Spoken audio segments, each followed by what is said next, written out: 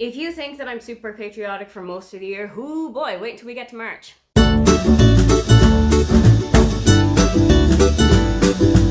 Hi, welcome, come on in. My name is Aoife and today I am wrapping up all of the reading that I had throughout the month of March this year.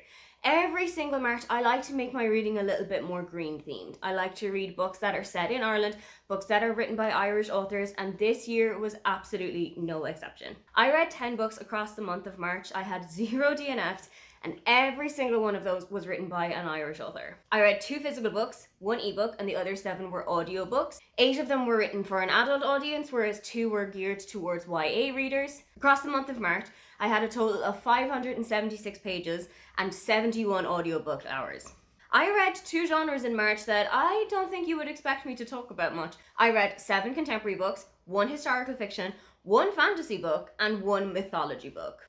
In terms of the star ratings, 2 books got 4.5 stars, 3 books got 4 stars, and 5 books got 3.5 stars. Because there were no DNFs in March, I'm just going to go straight on with the first book that I finished in March, and that was The Amusements by Angela Flannery. This book was kind of special to me in the fact that it was set in Tramore, which is in County Waterford where I grew up, and it's somewhere that I would have spent so many summers as a child. We would go walking up and down the beach, we would go to the amusement park that's right at the beach pier side, we would have gone to Dooley's for fish and chips. There's a little kind of like a leisure centre that we would have gone to quite a lot.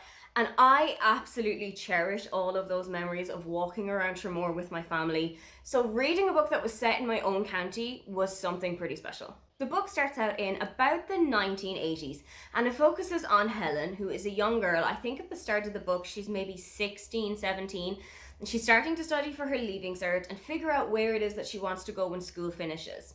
She has also just befriended another young girl in the town called Stella, and their parents are pretty much determined that they are not going to spend as much time with one another. But the two of them are drawn together pretty much like a moth to a flame, and I really loved watching the intensity of that friendship. You can also see quite a lot of a class division in this book, especially between Helen's family and Stella's family.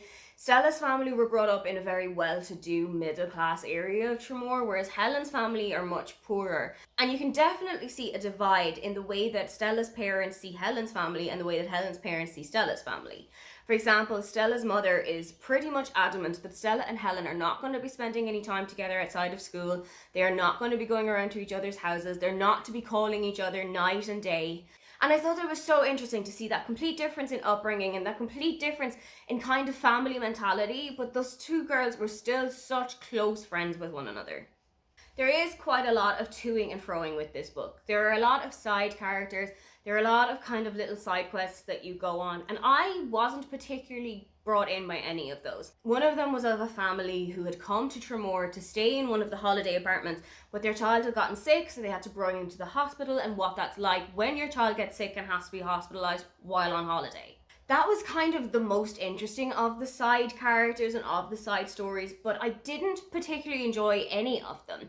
I really wanted to just stay with Helen and Stella and to go throughout their lives as they grow up into women in their 30s and 40s and go through bereavements and go through divorce and go through family troubles. Helen's father, for example, is an alcoholic and has been suffering from dementia for quite a long time.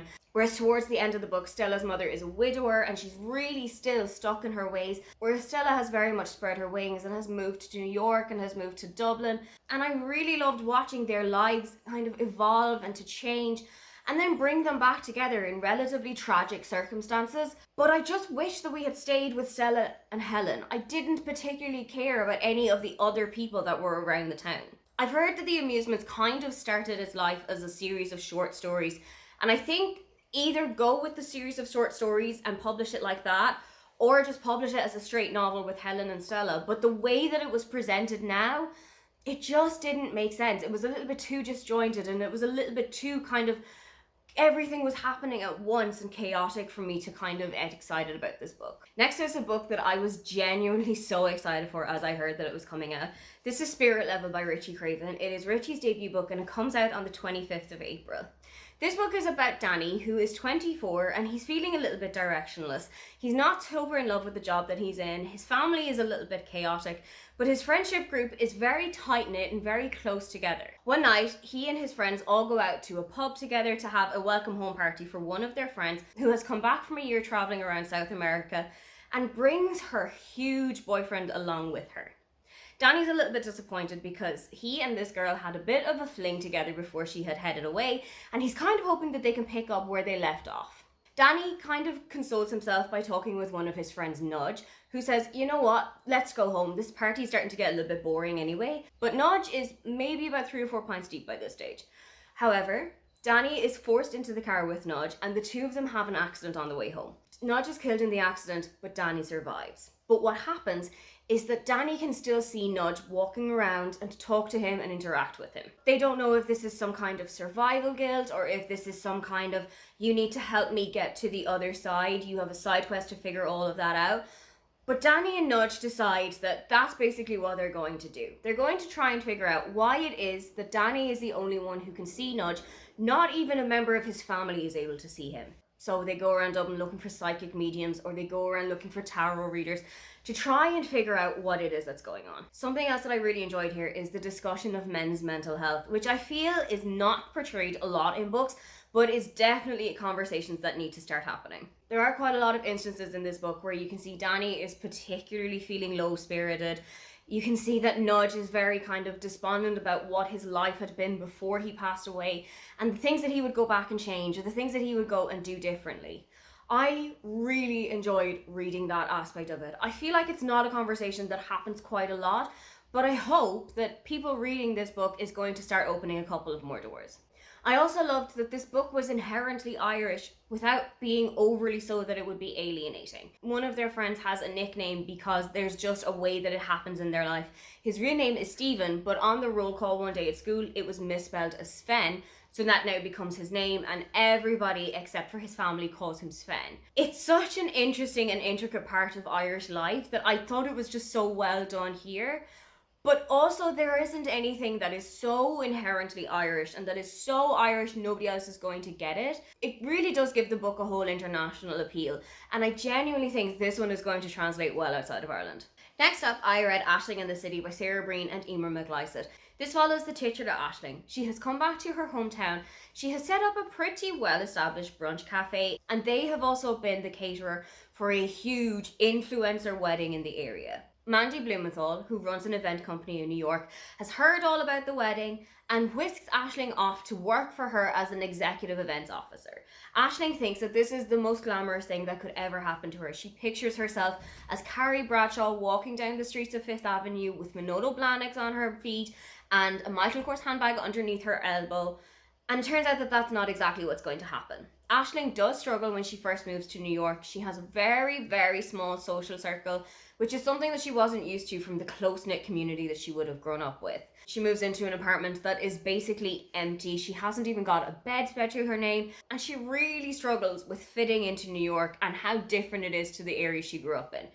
That is definitely something that I can associate with. When I first moved to Germany, it was a huge culture shock.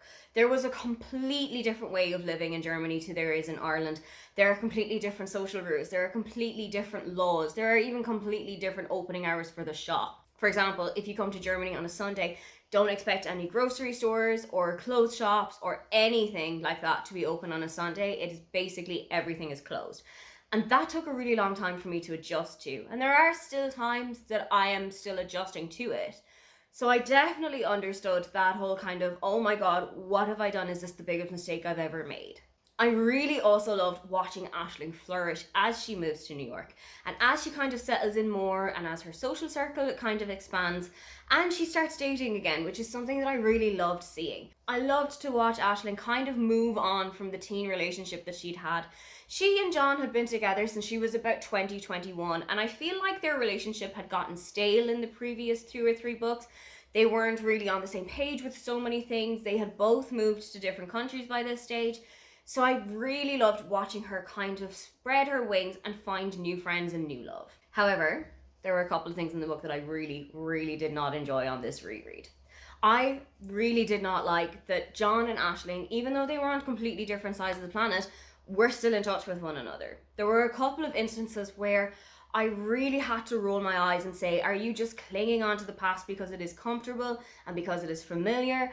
Or do you actually genuinely have a connection with this person? And for most of the time, it felt like it was just the familiarity. And in that instance, you really need to just cut the cord, and you really need to just put your foot down and say, this isn't good for me, this isn't healthy, I need to move on. This book was released in 2021, which means that Sarah and Emer had been working on it throughout quite a lot of the pandemic. As you can imagine, there is a nod to the pandemic in this book. It isn't the pandemic as in there isn't an illness going around. Instead, there is a very strange smell that takes over the entire community where Aisling's family lives. Honestly, I thought that was the worst thing I've ever read.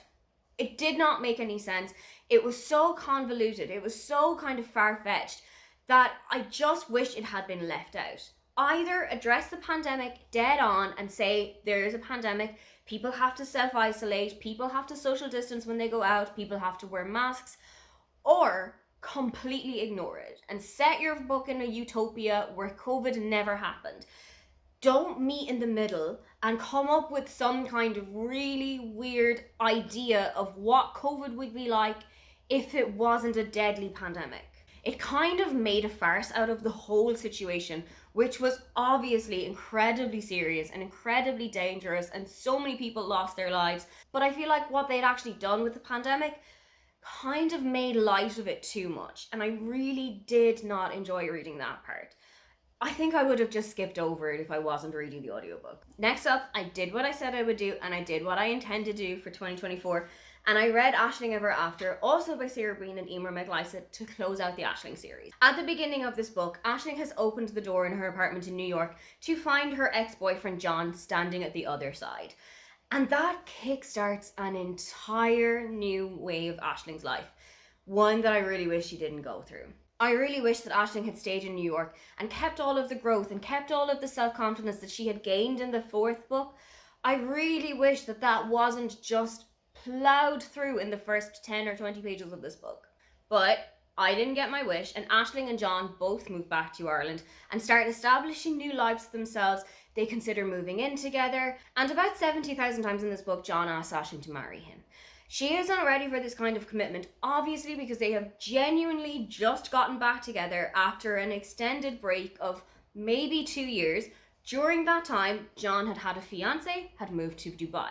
Aisling had moved to New York and was seeing somebody else. So they were definitely not in a place where they were ready to talk about marriage yet. So I really do think that John was just rushing Aisling to get to the stage of life where he was at now, that she was probably at maybe 2 or 3 years earlier.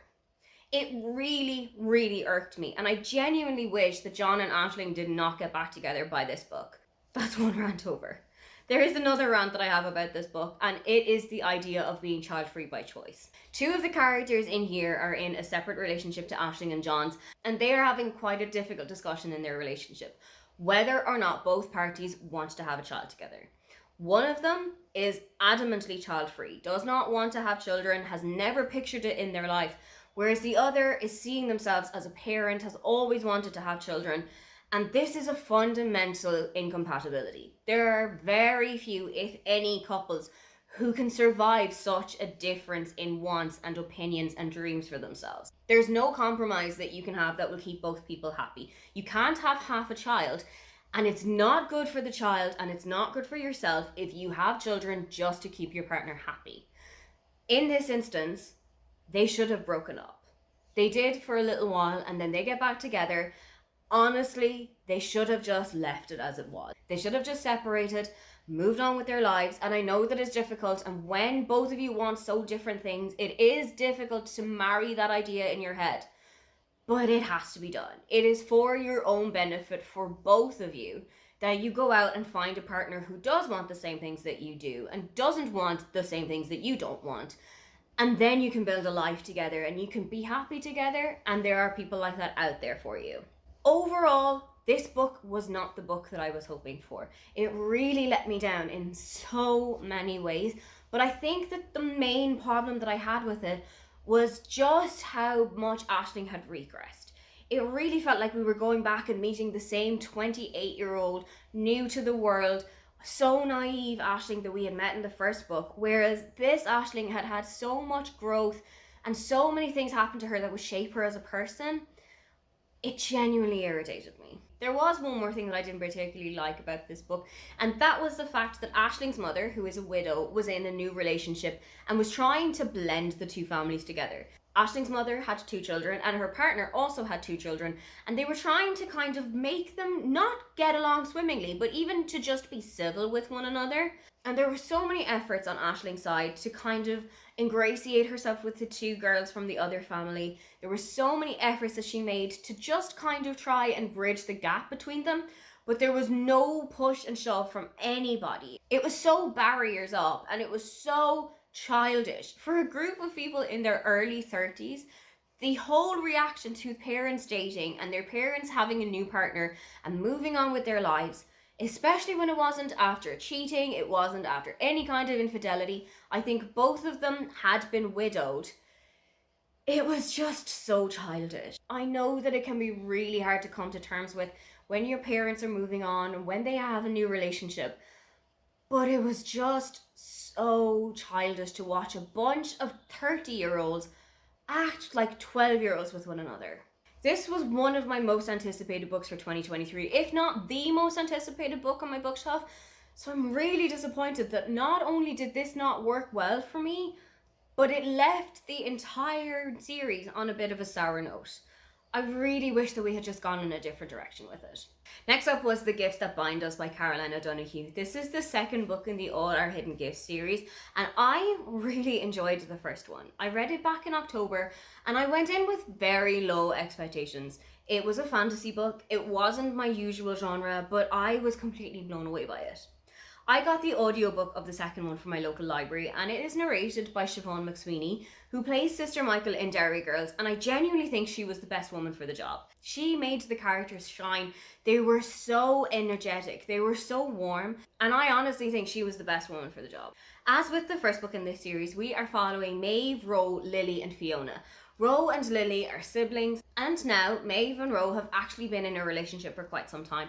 But things are starting to get a little bit more complicated. Ro is in their final year in school, and it is starting to look like they're not going to stay in Cork for college. Ro is thinking of going to Dublin and to do a music course, but when their band is discovered and brought to massive attention, it looks like college might actually be deferred so that Ro and the band can go on a huge European tour. Back at home, Maeve, Ro, Lily and Fiona are actually starting to harness all of the powers that they had discovered they had towards the end of the last book. They are gathering together in the cloak of darkness in an old abandoned schoolyard and basically putting their powers to the test and harnessing them and seeing how far they can push the boundaries. And some of them have discovered that they can actually put their powers together.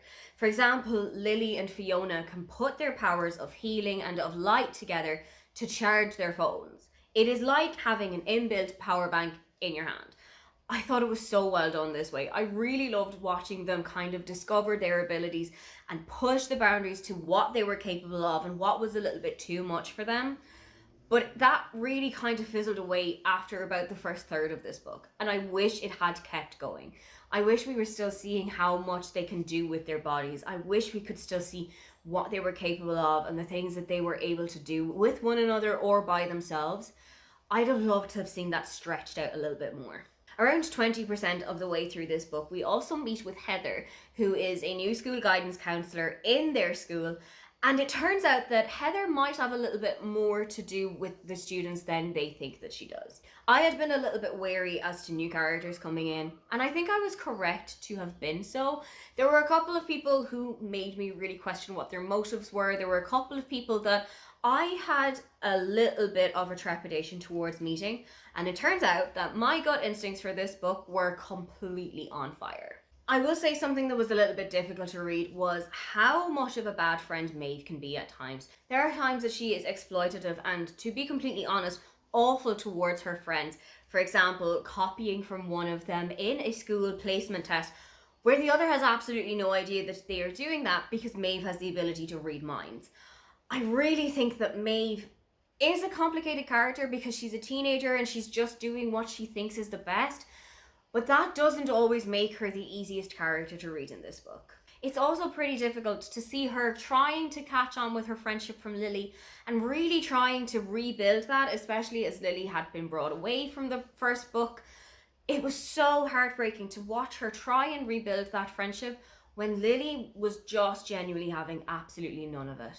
Like with the first book in this series, I was completely blown away by this one, and I am definitely going to go and check out the last book in it. I think it's one that I will read in October because I like to read kind of witchy, spooky vibes in October. Not like your horror, because I'm not a big blood and gore fan, but spooky or kind of witchy books are definitely my cup of tea when it comes to Halloween. Then I read a mythological book, and I was a little bit concerned about it because, as you can imagine, mythology isn't something for me. I have tried a couple of Greek mythology books. I've tried Ariadne by Jennifer Saint, I've tried The Song of Achilles by Madeline Miller, and neither of them really did anything for me. So when I knew that I had a mythological book about Ireland, I said, you know what? I'm going to give it a try. It's something that I'm already familiar with. It's a story I already know. So I picked up Savage Her Reply by Deirdre Sullivan. I'd actually had Savage Her Reply on my shelf for about 4 years before I picked it up.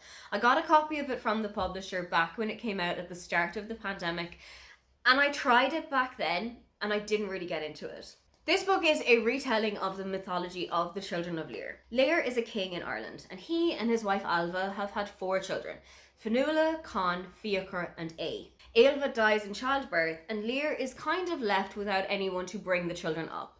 So he marries Ailbhe's younger sister Aoife and brings her to the castle to live with them. Aoife is incredibly jealous of Lear and the children and the connection that the two of them have, and also sees the children as kind of the people who've murdered her sister. So she takes out her jealousy on the 4 children by turning them all into swans. They are then punished to spend 300 years on 3 different bodies of water across Ireland, and at the end of the 900 years, they are basically going to turn back into humans and pass away pretty quickly. The story of Savage Her Reply is all told from Aoife's perspective, whereas The Children of Lear is basically told with an omniscient narrator. I thought that this was such an interesting way to retell the story because you really get a look at Aoife's perspectives, you really get a look at her thoughts and her points of view, and you get to see her life before she had met Lear and before she is married off to him, her childhood with her 2 sisters, and basically get a look at what Ireland was like back in the time of the chieftains and the Tua. As I said, it is a story that I'm super familiar with, and it's one that was so common and apparent throughout my childhood that I was a little bit concerned as to what's it going to be like when I'm reading this from the villain's point of view. I'm not really one for a villain origin story, and I'm not really one for like a villain redemption arc, but it never truly felt like that was what this was. You do sympathize with Aoife quite a lot, you do see quite of the difficult situations that she's thrown into, but you still also understand that she's done quite an irredeemable thing, and she's done something that she really should not have done. So it was really good and really interesting to see that whole thing brought to life. What I did worry about was that the children were turned into swans about a third of the way through the book. And I was a little bit worried that there was a whole 60% or so still stretched out ahead of me, and the main cusp of the action had already happened. I wasn't quite sure what we were going to do. I wasn't quite sure where we were going to go with the rest of the story, but it was told so beautifully. It really captured the loneliness and the confusion that the children experienced when they were first turned into swans, and the 300 years that they had spent at their father's castle and the lake nearby, and then having to go on their travels to the Straits of Moyle, which are a tiny little body of water between Ireland and Scotland, and are known for being really rough seas and very, very chaotic conditions. It was so interesting to see what those 300 years were like for them and how they basically just tried to stay alive and stay together.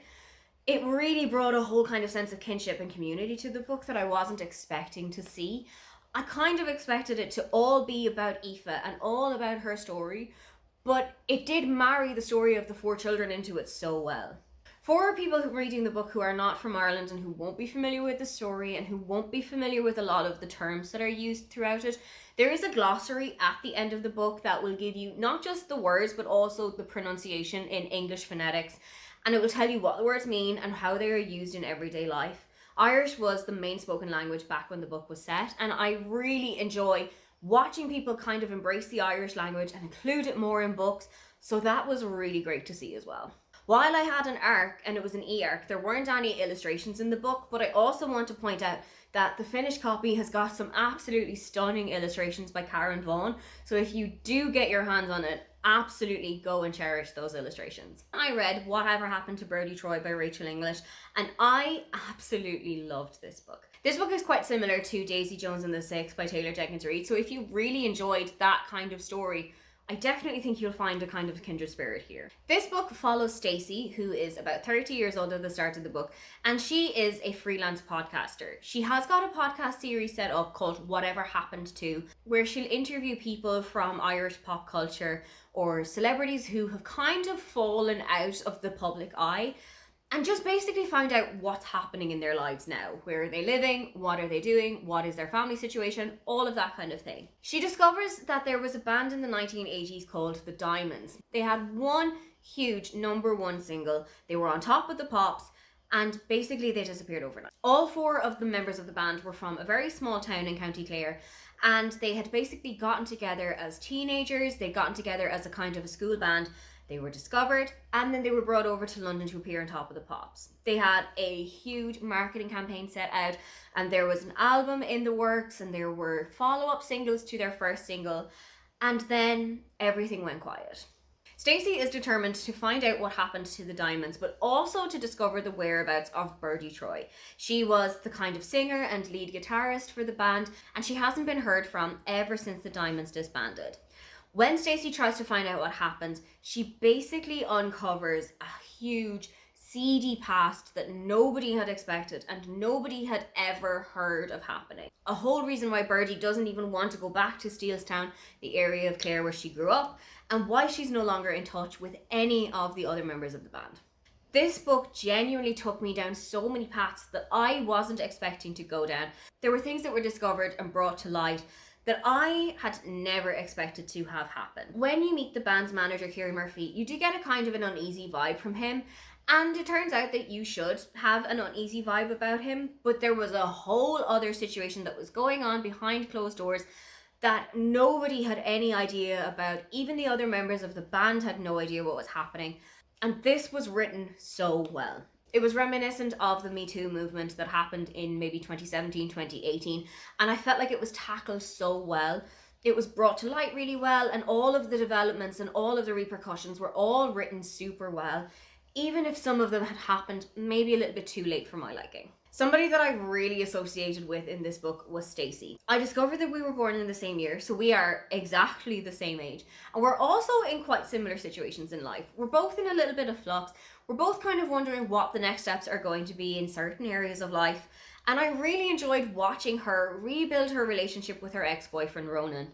At the start of their relationship, Ronan tells her that he had been with another woman one of the nights before things had started to get serious between them, and Stacey and Ronan call off their relationship. But because of his interest in her podcast and just a general care about her well-being, Ronan and Stacey are still very much in touch with one another, and they bounce ideas off one another as to where they're going to find Birdy Troy and how are they going to get to talk to people about the band. But it turns out that Ronan might be a bit more of a key player in this whole thing than either of them thought that he was.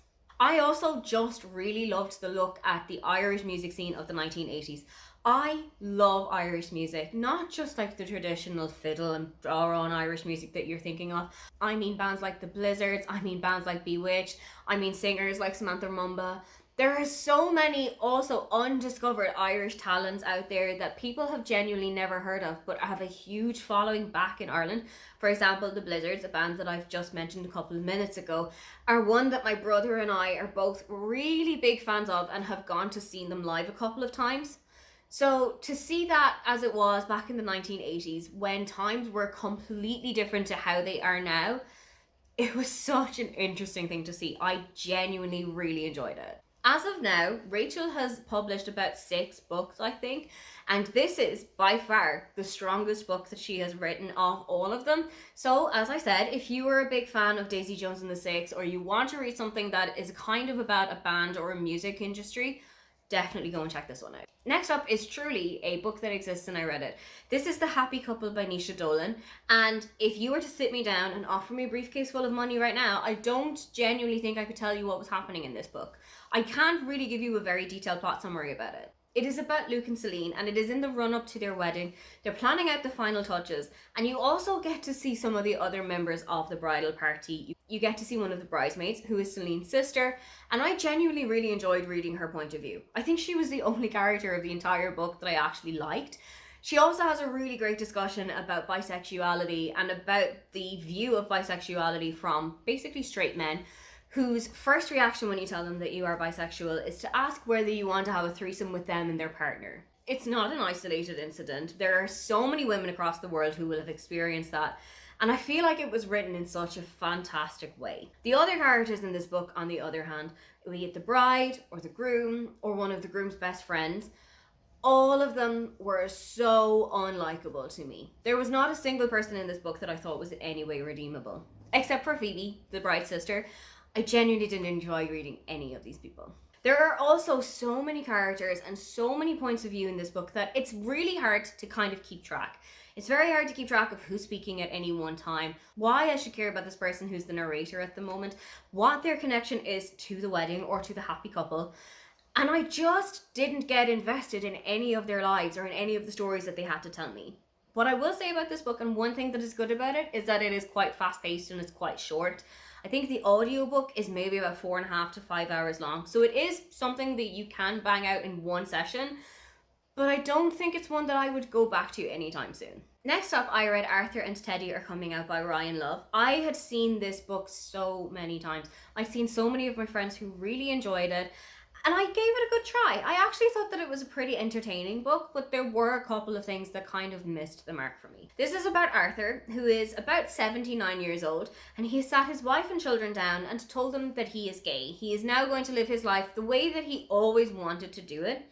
And he has got the support of his wife, but his 2 children are kind of coming to terms with the news in their own way. His son Patrick is very much on board with it, and he's trying to be as supportive as he can, but his daughter Elizabeth absolutely takes this as a personal matter. The issue is that Elizabeth's son Teddy has also been considering coming out to his family, and having seen the reaction that she has had to her father's news, is really holding back from sharing who he really is with his mother. Teddy has also just started working as an intern at his mother's newspaper company, and I thought it was such an interesting look at nepotism, especially in the media, and kind of how Teddy feels like he's gotten this job handed to him, and how some of his co-workers might also see it the same way. Teddy strikes up a friendship with Ben, who is another intern brought in at the same time, and this starts to turn into something a little bit more, much to the chagrin of Teddy's best friend Shaquille, who has been harboring his own secret feelings for Teddy for years. When this all comes to light, not only do things start to sour between Teddy and Shaquille,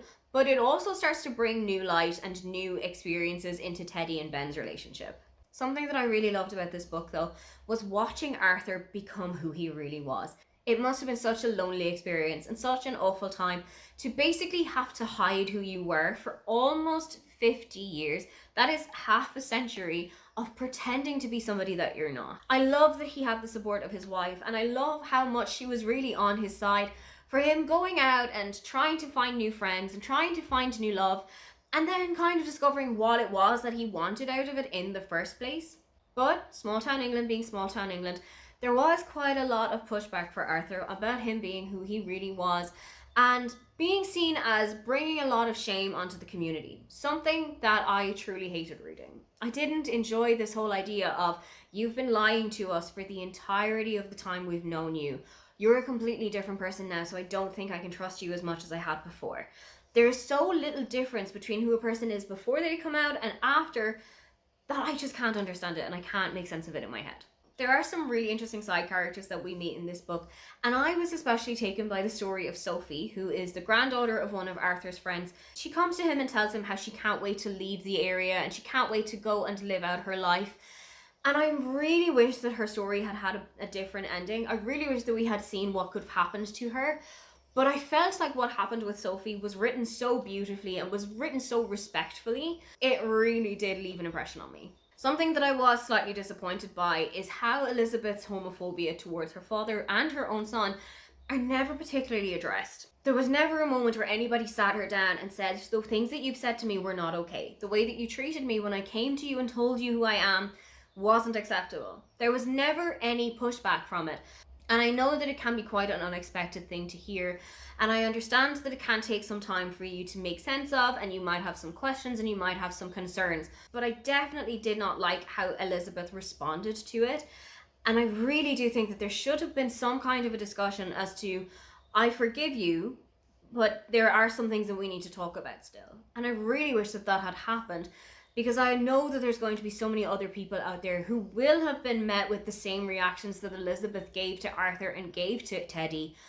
I really wish that we had seen something that they could do if somebody does come back into their life. The final book that I read in March was The Break by Marian Keyes. This was a reread, and it's probably one of my favourite Marian Keyes books so far. This is about Amy, whose husband Hugh comes into the kitchen one day and tells her that he wants to take a 6-month break. He has been going through life pretty tough lately. His father has passed away, and a couple of months ago, his best friend also lost his life. Hugh decides that the best thing that he needs to do right now is to abandon his responsibilities, forget about his family, and spend 6 months backpacking across Southeast Asia. This will mean that Amy is left behind in Dublin to keep their children alive, to keep their family home afloat, and to basically keep going with this huge change that has been brought onto her life. Things become much more complicated when one of their teenage daughters becomes pregnant, is brought to the UK for an abortion, and one of their other daughters basically rallies the cry around Ireland for people to support better abortion rights in the country. This was written and published around the time of the abortion referendum in Ireland, and it does touch on that time in a pretty nail on the head way. A lot of people in Ireland were basically caught on one side of the fence to the people that they had known for years and loved for years being on the other side. It wasn't unknown for this referendum and this topic to completely sever ties between families and between friendships, and it was a particularly heavy political time in the country. The vitriol and the reaction that Niamh had gotten when she spoke out about her sister's abortion, I feel like that was written very much nail on the head, bang on. It also needs to be pointed out that Niamh is not Hugh's biological daughter. Niamh is Amy's child from her first marriage, and Niamh's father is actually a very successful footballer in England. They haven't been in touch in years. Niamh's father has basically flitted in and out of her life, but he comes to the door one day and tells Niamh that he's sorry he hasn't been there for her when she was growing up, that there is so much that he has missed out on her life, and he wants to start over and he wants to make amends. Naturally, Amy is a little bit worried about this, and she's very kind of apprehensive about what's going to happen. And as you can imagine, the splashy gifts start to come through the door, and the cars start to show up, and Richie buys his daughter a house. And when things start to crumble around them, and when things start to take a turn for the worst, Amy's life pretty much falls apart. I also thought that this was such an interesting look at the Irish family. There is a huge family at the centre of this book, much like a lot of Marian's other books.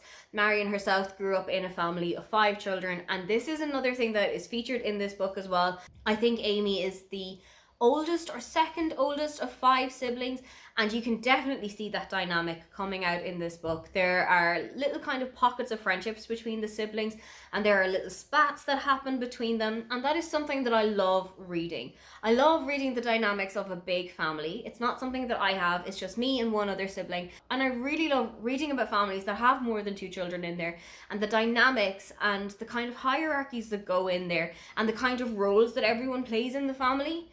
I truly love reading about those. Of course, there is also quite a sad and depressive tone to this book as Amy comes to terms with her husband's leaving, the questions of if he's going to come back, what is he doing while he is away, who is he with, is he seeing other people.